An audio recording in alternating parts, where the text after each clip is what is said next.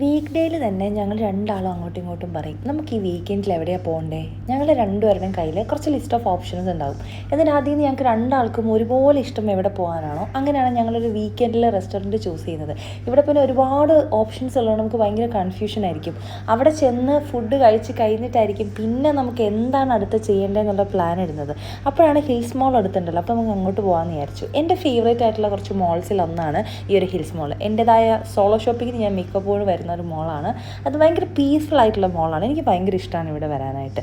പിന്നെ ഡ്രസ്സും കാര്യങ്ങളൊക്കെ നോക്കി അത് കഴിഞ്ഞ് കഴിഞ്ഞപ്പോഴത്തേക്കിനും എനിക്ക് ഡബിൾ ലെയറിൽ വരുന്ന ഗോൾഡൻ കളറിലുള്ള നെക്ലസ്സുകൾ ഭയങ്കര ഇഷ്ടം. അപ്പോൾ ഡബിൾ ചെയിനിലൊക്കെ ഉള്ളത്. അപ്പോൾ എനിക്ക് ഓൾറെഡി ഉണ്ടെങ്കിലും പിന്നെ ഇത് കാണുമ്പോൾ ഞാനത് വാങ്ങിച്ചു പോകും. അത് കഴിഞ്ഞപ്പോൾ ന്യൂയോർക്കറിൽ കയറി കഴിഞ്ഞപ്പോൾ കുറേ ഡ്രസ്സ് കണ്ടപ്പോൾ ഞാനത് ഒന്ന് ട്രയൽ ചെയ്ത് നോക്കാമെന്ന് വിചാരിച്ചു.